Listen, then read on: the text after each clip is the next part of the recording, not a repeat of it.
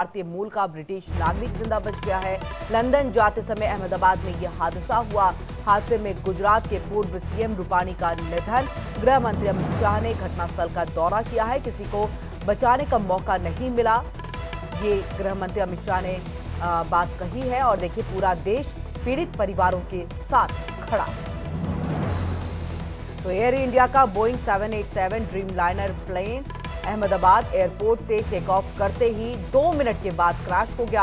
हादसे में गुजरात के पूर्व सीएम विजय रूपाणी और 12 क्रू मेंबर्स के साथ 260 लोगों की जान चली गई है। प्लेन में 169 भारतीय, 53 ब्रिटिश और 7 पुर्तगाली और एक कनाडाई नागरिक सवार थे। अहमदाबाद प्लेन हादसे में एक पैसेंजर रमेश विश्वास कुमार की जान जो है वो बच गई है। वे सीट नंबर 11A पर बैठे हुए थे।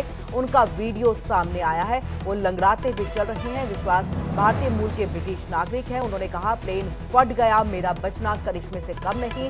टेक ऑफ के 30 सेकंड के बाद ही प्लेन क्रैश हो गया। मुझे होश आया तो मेरे अगल बगल सिर्फ लाशें ही लाशें थी। मुझे किसी ने उठाया, एम्बुलेंस में डाल दिया। मेरा भाई भी मेरे साथ प्लेन में सफर कर रहा था।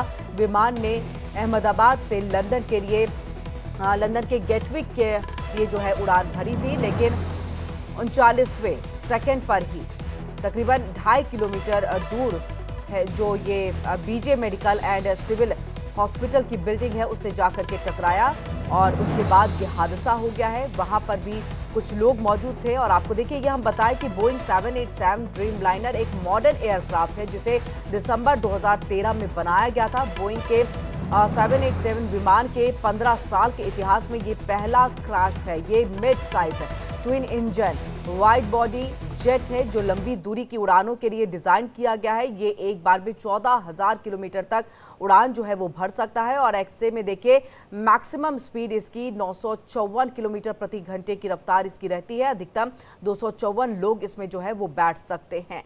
तो ऐसे में आपको बता दें कि इसमें 242 लोग थे। और वहीं विमान हादसे के बाद गृह मंत्री अमित शाह ने अहमदाबाद में हादसे वाली जगह का दौरा किया है। अमित शाह ने इस घटना से पूरा देश स्तब्ध है, ये बात उन्होंने कही। और जिन लोगों की मौत हुई है उनके परिवारों के प्रति संवेदना व्यक्त करते हैं। डीएनए टेस्ट के लिए परिवारों को यात्रियों की मृतदेह उसके बाद जो है वो सौंपी जाएगी। और ऐसे में अमित शाह ने कहा है कि विमान का टैंक फुल था, जिसके चलते जब ये क्रैश हुआ तो तापमान इतना ज्यादा हो गया कि यात्रियों को जीवित बचाने का मौका नहीं मिला।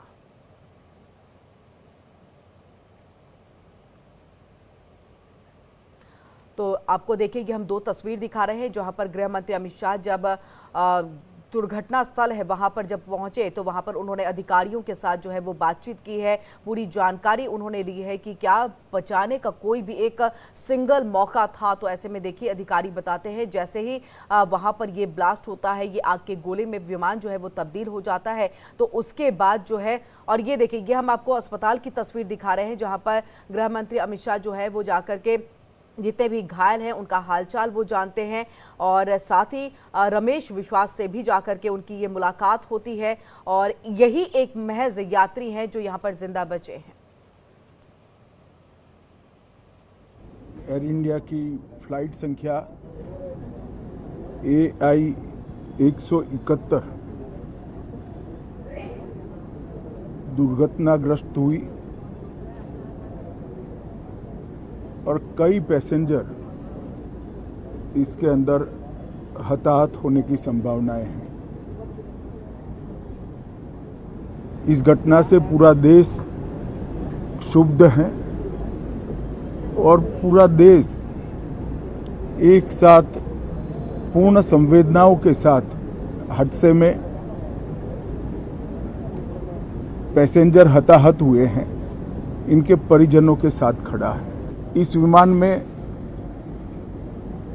कुल मिलाकर 230 यात्री देश के और विदेश के और 12 क्रू मेंबर सवार थे।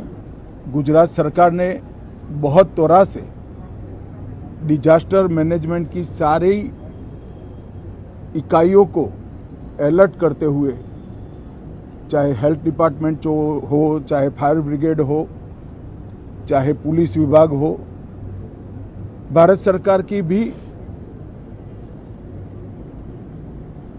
सीएपीएफ को संपर्क कर सभी ने एक साथ मिलकर राहत और बचाव का कार्य चालू किया, मगर 1.25 लाख लीटर ईंधन विमान के अंदर ही था और लगभग गर्मी तापमान इतना ऊंचा हो गया कि किसी को बचाने की मौका ही नहीं मिला। मैं घटना स्थान पर भी जाकर आया हूं। सारे यात्रियों के मृतदेह को बाहर निकालने का काम लगभग समाप्त हो चुका है।